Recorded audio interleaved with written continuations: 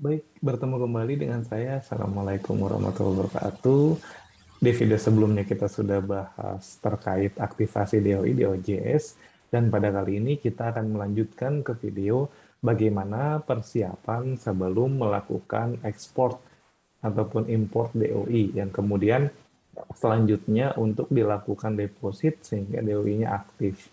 Nah, pada kali ini saya akan menggunakan jurnalnya SJME yang sebelumnya sudah melakukan permohonan izin juga untuk membuat konten ini. Nah, di sini saya sudah mengakses akun SJME dan yang pertama saya lakukan adalah login. Namun ketika sudah login, tinggal klik di pojok kanan atas dan juga klik dashboard. Seperti itu.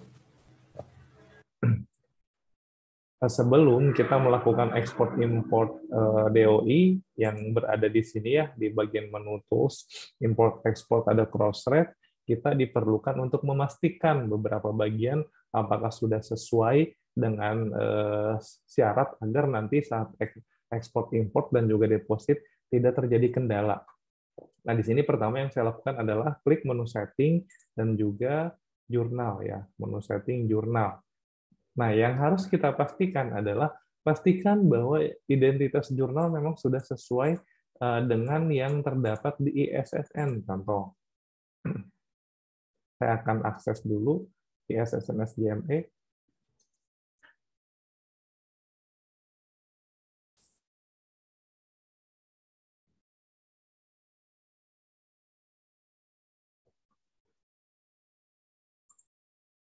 ISSN SJME, mohon maaf. Nah, ini. Nah, ISSN SJME ini terlihat bahwa nama terbitannya adalah SJME, besar semua dalam kurung Supremum Journal of Mathematics Education. Nah, ini apakah sudah sesuai ataupun belum? Yang kedua adalah publisher-nya. Nah, publisher-nya Universitas Singapura Bangsa Karawang. Gitu. Kita lihat publisher-nya. Nah, publisher-nya adalah Fakultas Keguruan dan Ilmu Pendidikan Universitas Singapura Bangsa. Nah, jadi kita harus mengubahnya sesuai dengan data terbitan ataupun penerbit yang memang terdapat pada ISSN tersebut gitu. Jadi untuk di sini kan untuk penerbitnya Fakultas Keguruan dan Ilmu Pendidikan Universitas Singapura Bangsa. Nah, silakan bisa kita ganti ya untuk publisher-nya. Nah, selanjutnya adalah online ISSN dan juga print. Nah, ini juga sama. Bisa dilihat yang versi ISSN-nya yang cetak berapa dan yang elektroniknya berapa. Di sini kelihatan dan pastikan sama. 3639 untuk yang cetak, 8163 untuk yang elektronik. Nah, ini sudah sama ya, 3639, 8163. Nah, untuk hal lainnya tidak perlu diganti, sudah benar. Seperti itu.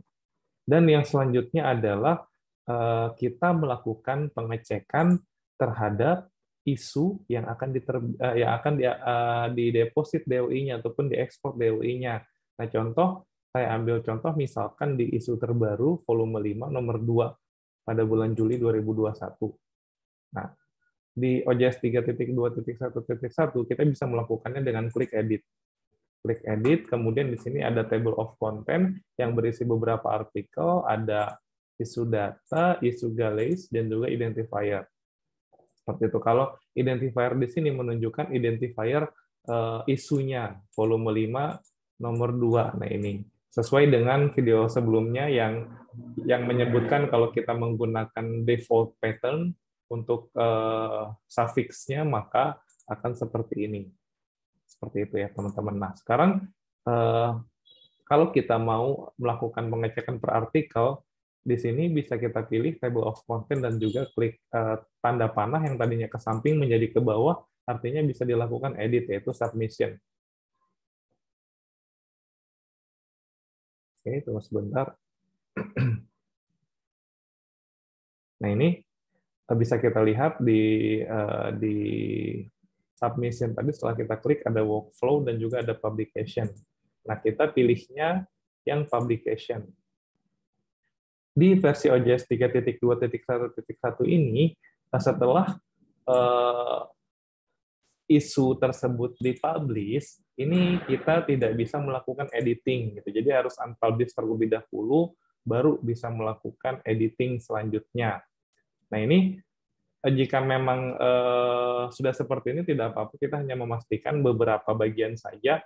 Yang pertama adalah title dan juga abstrak. Nah untuk title ini pastikan untuk judulnya memiliki format title case, gitu, ataupun each capitalist word, ataupun capitalize each word ya.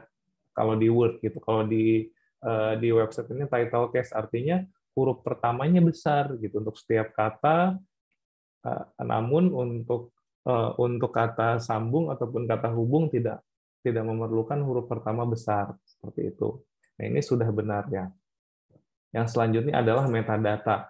Nah ini mohon maaf, yang selanjutnya kontributor. Nah pastikan bahwa setiap orang yang memang terdapat pada paper ya, paper PDF ataupun paper galesnya itu memang sudah muncul gitu. Jika belum muncul, diperlukan untuk ditambahkan. Contoh di sini list of contributors-nya ada 4 orang. Nah, kalau memang masih kurang, silakan ditambahkan. Gitu. Kalau memang sudah cukup, ini bisa kita lewat. Dan pastikan nama dari kontributor formatnya sesuai, yaitu sama tadi title case dengan huruf pertama besar diikuti huruf kecil gitu dan sebagainya. Dan dipastikan penamaannya lengkap. Jangan hanya nama depan saja gitu. Jadi ada first name, middle name, dan last name seperti itu ya, kontributor. Oke. Nah, dua hal itu yang perlu kita pastikan bahwa memang sudah sesuai ataupun belum sebelum kita melakukan ekspor import di menu tools dan import ekspor tersebut seperti itu. Baik, untuk video kali ini sampai di situ. Kita akan bahas kemudian di video selanjutnya yaitu melakukan import ataupun ekspor di DOI Crossref XML tersebut. Demikian, terima kasih. Assalamualaikum warahmatullahi wabarakatuh.